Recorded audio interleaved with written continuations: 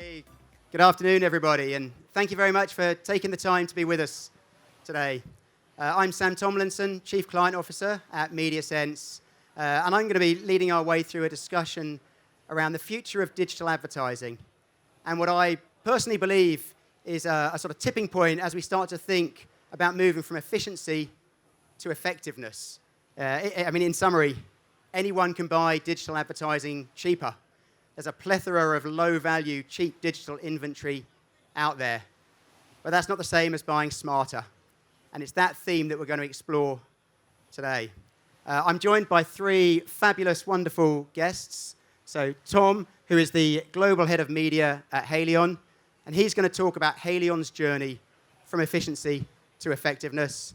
And I'm joined by Dan, who's Head of Media at ISBA, the UK advertiser trade body. And he's going to talk about what he is hearing from his members about the growth of digital retail media. And then finally, I'm joined by Catherine, who's an independent consultant at Data Integrity on the subject of AI and data ethics.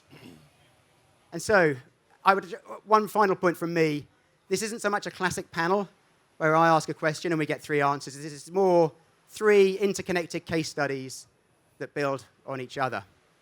So with that, Tom, why don't you start by giving the audience a bit of background to where Haleon found itself 2 or 3 years ago? Yeah, brilliant. Thanks, Sam, and thanks for having us. So like all great stories and love stories, it started with an audit, which I think is really great to have at the Festival of Creativity, but audits are important.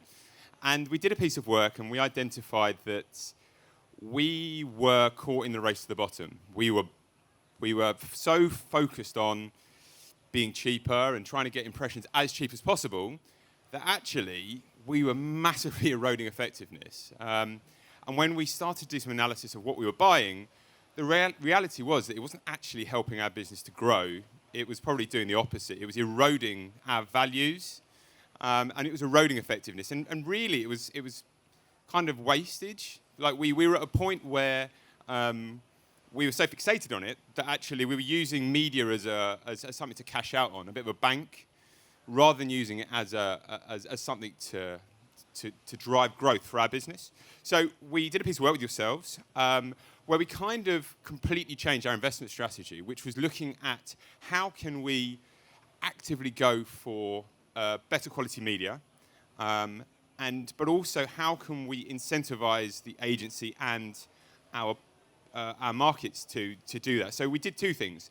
We did create a model that put in a number of different levers, strategic levers that we knew were going to drive effectiveness for our business. But then equally, working with yourselves and the team at MediaSense, we built an acceptable cost model. So we were able to say, okay, if we're going to buy an expensive spot on Channel 4, the acceptable cost is X, and publicists, hopefully you'll buy it at Y, and the value was what we were able to attribute from that. So we built a model that was built to drive growth.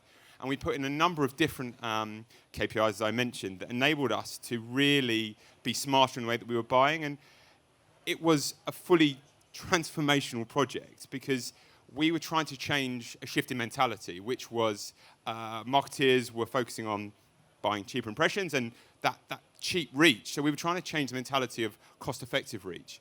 And really, as the model has evolved, it's more about the outcome rather than the input. Like, obviously the price that goes in is important, and our colleagues at Publicis are here and they do a great job of ensuring that we are really competitive, but actually it's what we get off the back of that that's really important. So we've been doing a huge amount of measurement work as well. So working with Equimetrics to determine, okay, if lever A does this, what is that sort of media contribution to sales part? And I think the really wonderful part of this is that we've seen 8 consecutive quarters of media contribution sales growth from that. And equally, the contribution to sales from media is at 12%. So we've gone from a place where media, on that previous approach of buying cheap, and my wife says, you buy cheap, you buy twice. Like buying, that normally associated with washing machines, but it can apply to media as well, is that we're at a negative ROI in some instances, but now we're at a place where we are buying more, we're buying less. It's more expensive, but we're actually getting more. And I think we were just talking earlier. The best way of trying to articulate it is we're trying to move from buying 15 spots in Murder, She Wrote, which, I love Murder, She Wrote, but we don't need 15 spots in it, but actually taking that investment and buying a spot in Gogglebox or Formula One or in, Soccer Saturday on a Sunday, and then equally applying that to the digital space as well. So cutting a long tail of sites, ensuring that we are really focusing on, the attention economy and really diving into that part. So we call it Project Unicorn because at a time it was almost a mythical beast of what we were trying to achieve. We were trying to deliver value, but we were also trying to pay for more and get less. So it's just been a huge process, and we're not done. Like, we've still got so much to do. We've got other channels to bring in, other areas to focus on. But 3 years in, it's been unbelievable, and it's like truly collaborative across our entire business. We couldn't do it without CBIA, media, procurement, and it's just changed the way that media is perceived. And when you hear people in meetings that you don't know talking about it, you get that sort of like warm, fuzzy feeling. It's like my third child. I love Tom's passion for this, and hopefully Tom is conveying this has been hugely powerful and effective. It's also complicated, right? That is a truly cross-functional collaboration between marketing, procurement, sales, finance. You've got to get all these different stakeholders on board. You've got to think about your digital and your offline media. You've got to make sure you have got an independent way of assessing results, and you've got to drive that change through how many markets? 48. Drive that change through 48 markets. And to have got to where Tom and the team got to, where they've shifted that mindset from efficiency to effectiveness, successfully reporting 8 consecutive quarters of growth, with that growth being attributed to the role played by media, I think is phenomenal. So I love this so much. I wrote it up as a case study. We've submitted it for multiple awards. The first one was 2 weeks ago. We got shortlisted twice, and we won nothing. But at the next one, we are going to walk away with a prize. I'm sure of it. It's a fantastic piece of work.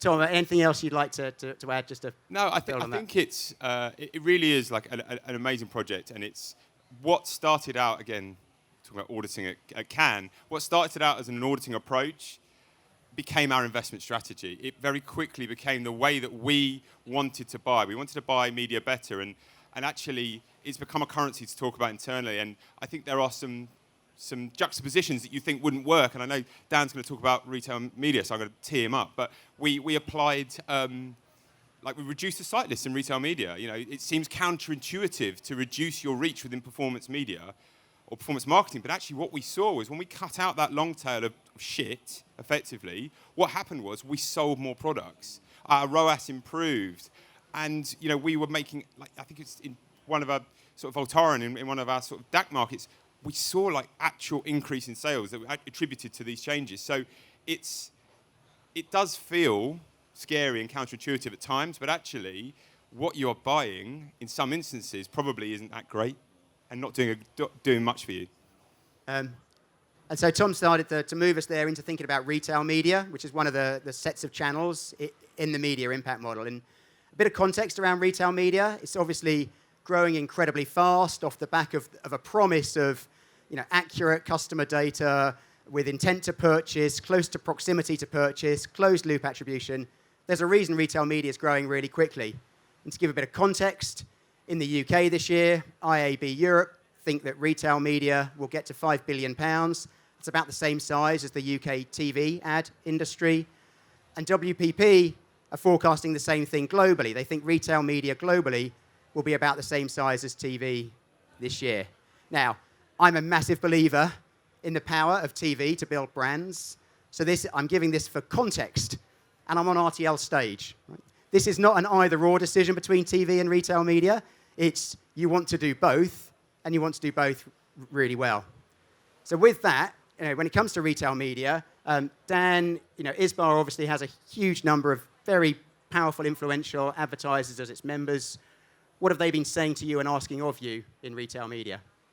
Yeah, well, also just to echo back to say thank you to Tom for and putting that case study together. And how long have we been talking about programmatic and the problems within it? Microphone closer, I'm being told. How long have we been talking about programmatic and the issues, it's very easy to say, and for trade bodies and maybe consultants to say, why are you doing it? But it takes, as you say, a lot of work to then change the KPIs that you're actually doing as a business, and hopefully a lot of more brands can replicate it. So thank you for that. Yeah, on retail media, I mean, again, they are definitely linked. I mean, you called it a channel, and I'm not even sure we're allowed to call it a channel anymore, actually. Very good point. Is retail media Multiples. channel could be its own panel topic, I guess. But we're certainly... I've been at ISBA for 18 months, and I've had to immerse myself in retail media because that's what's being demanded of by our membership. Probably 3 reasons for that.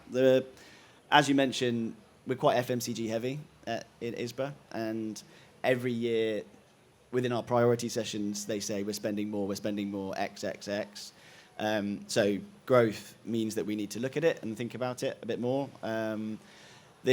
The second reason is that we're also, our current president is the CMO of Boots, and Mark Gibbon, the CMO of Sainsbury's, sits on our board. So there's a lot of, CMOs who are building out media propositions and doing very well. Thank you very much. So it's, that being able to, the opportunity that we have at ISBA is actually a really good opportunity to mix and match the supply side and the growing networks that are happening, i.e. the Nectars and the Tesco's, with the brands who are spending a lot. So incubating that almost just makes sense within ISBA. But I think the third reason, and I think probably the most interesting one, is that I think brands are genuinely going to use retail media as an opportunity for structural change and reorganization. And you could probably argue, is it because they're being asked to do more with less? Or every marketing team that we talk to is struggling with, they haven't got less numbers, and so operational change and restructuring is just constantly happening, especially at FMCGs, but actually, I think the CMOs and the companies as a whole are seeing it as an opportunity to restructure, but genuinely are then going to see the benefits from it in terms of retail media not being a channel, but being part of every single plan moving forward. The most sophisticated ones are just planting retail media experts inside every part of their marketing organisation. So again, not a TV specific or search or it's. So I think that's probably the main reasons why we're hearing a lot about it, and one of the reasons why we did the study this year. Everyone's talking about it. There's an awful lot of noise within retail media, and I'm sure there's a huge amount of noise happening here today, or this week at Cannes. But we wanted to really understand what was going on with the experts across the ecosystem for ourselves, rather than listening to what's out there and maybe echo chambers.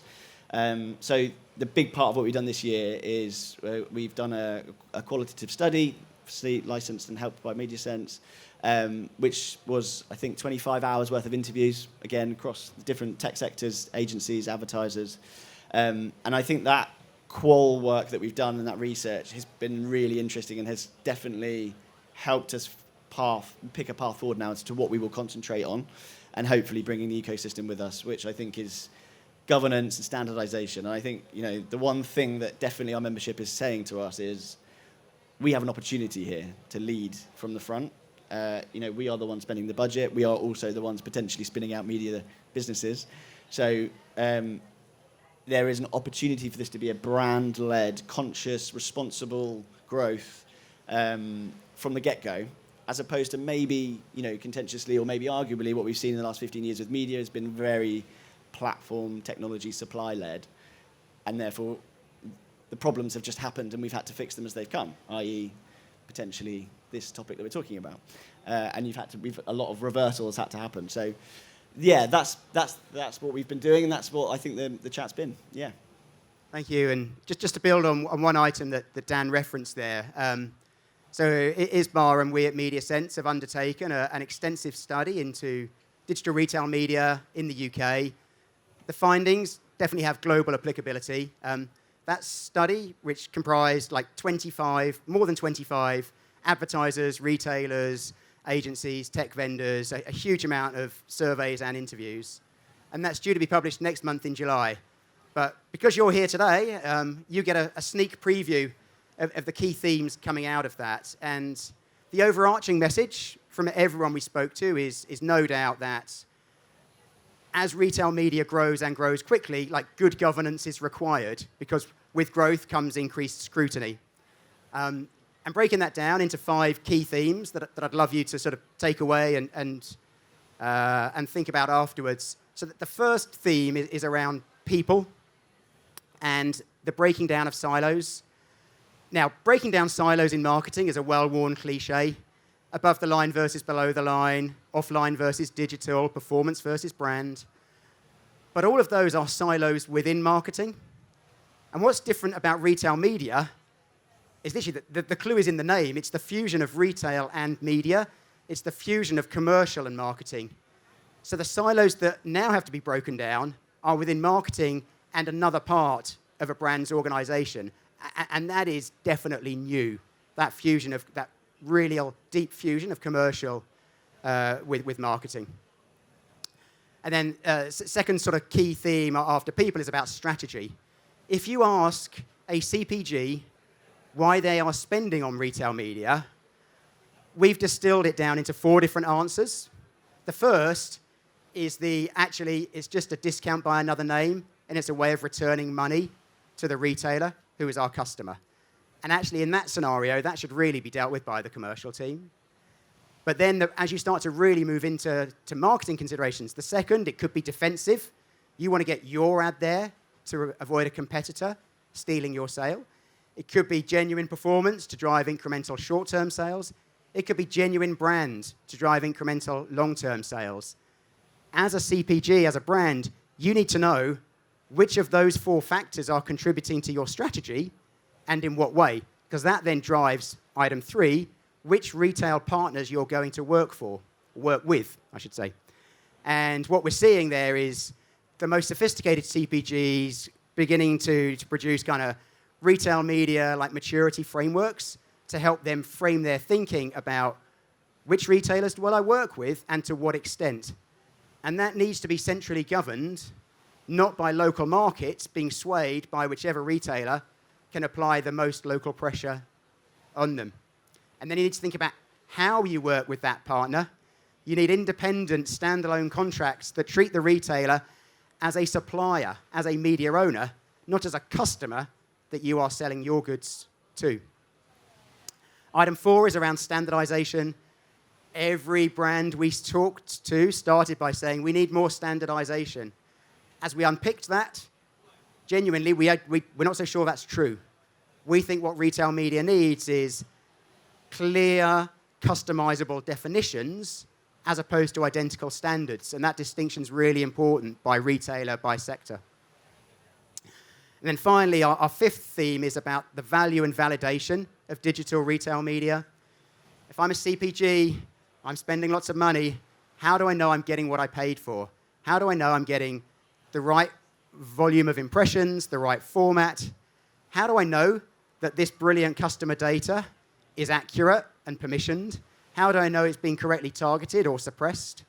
And then the effectiveness reporting I get back from the retailer, the new to brand, the incremental sales, really interesting. What do I know about the methodology of that calculation? How do I know it's being correctly applied? And all of those areas ultimately will lead brands to thinking, I need to do an audit of my retailer. And I know someone who can help with that. Come and speak to me afterwards. Now, the reason I said retail media is growing quickly, part of that is around that promise of the customer data. And that is one instance of customer data fueling what will become increasingly AI-driven algorithms across lots of different media types. Of course, providing the customers give their permission because the value exchange feels like a good one. And that leads me to our third guest, Catherine. Now, she's going to start by scaring us just a little bit by talking about the sort of tsunami of regulation heading our way. But then hopefully we'll move through from there to think about how to deal with it in a positive way. But Catherine, why don't you start by summarising regulation? That's why they're all here. They want to hear about regulation. Great. Sorry to be the mood killer, everyone. So yes, I know you don't really want to hear about compliance today, so I'm going to keep it brief. digital platforms and online retailers are undoubtedly Catherine, under keep the mic close. spotlight of the regulator at the moment. There are a raft of new regulations or emerging regulations coming our way. Consumer protection and competition, AI, online safety, all of these are going to be making the regulatory landscape a lot more complex. And when you think you're in 48 markets, trying to manage that on a multi-territory basis is quite a challenge.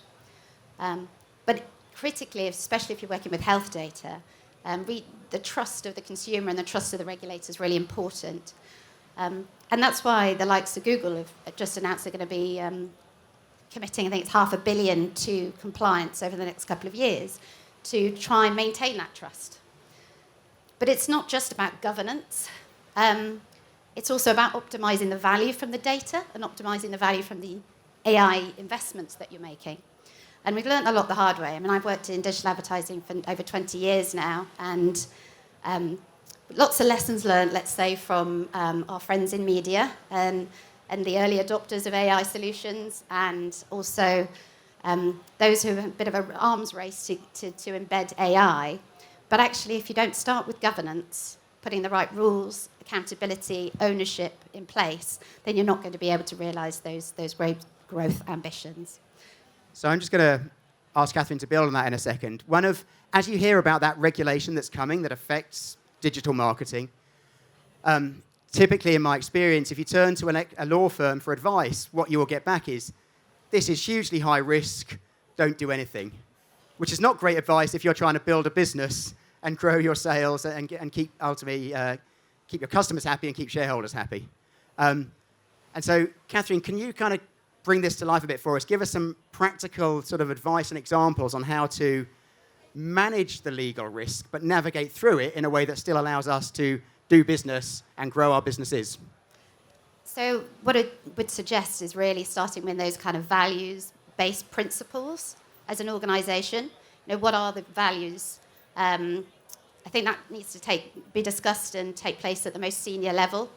There's some organisations that are doing this really well, I think, including some that we have here today. But I think it's all about then really trying to do your best to operationalise those values throughout the chain. So not just having a policy and a framework, but actually bringing it to life.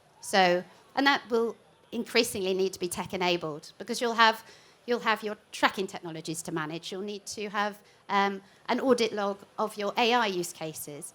But all of these things are really the building blocks for which you can then really optimise the value of that data. So knowing who has responsibility for the data, where does it reside, is going to be critical for actually realising those AI use cases. So yes, starting with the policy, starting with the framework, but then truly operationalising that through the supply chain. And that sort of, when Kath and I have worked together in the past, she's been fantastic in helping brands think about what customer data do you hold, why do you hold it, where do you store it, how are you using it, how are you not going to use it, when should you delete it, and in part, how accurate is that data as well. And I think that sort of accuracy and governance over customer data is going to become a huge theme as AI takes off. We get asked a lot at MediaSense about AI and how it affects media. And interestingly, what we're seeing right now is less impact on media, and I'll explain that in a second. Where we're seeing AI have a huge impact right now is on the production of ads and the adaptation of ads. Massive impact. LLM apps, the impact they are having on paid and organic search, huge impact. They are examples of AI affecting us right now, production and search. In media, some of you who are roughly my age might remember an old adage called garbage in, garbage out. And I read a quote the other day that said, if you haven't first sorted your data, your customer data and your media data, if your data is a mess, if it's fragmented, if it's all over the place, if it's aged, if it's inaccurate, you feed that into an AI model, and all it will do is, much faster than before, give you a really convincing, incorrect answer. And that is really fundamental to the use of AI. You have to get your data ready for the AI. Also, the AI needs to evolve to the point where it's ready for data. So will AI be having a huge impact on media in 3 years, Yes. Will you be benefiting from it? Only if you've first sorted out your own data and technology strategy that will underpin AI when it's ready for your media data. And if any of you are sitting there thinking, that's not true of me, I'm working at a big brand, my data's in perfect condition. If you're a global head of media and I was to ask you, how much exactly did you spend on media globally last month or last year? The answer you would give me is, just give me a second, I need to go and ask my 3 different agencies who are going to pull that data together through 15 different spreadsheets. Is that ready for AI? Possibly not. So there are our themes. Themes for today. Broad theme, digital advertising, I think is an inflection point, moving from efficiency to effectiveness. Tom talked about how Haleon have done that through both their offline and their digital media.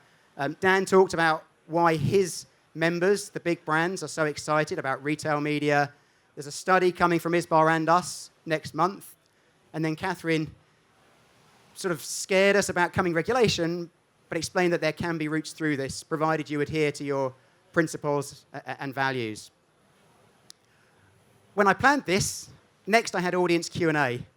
Over the course of 2.5 days here, I've learned that doing audience Q&A in this environment with the background noise is a really bad idea. So instead, what I'm going to say is, if anyone does have any questions, we will all be free. Please come and grab us. We'd love to answer individually any questions that you have.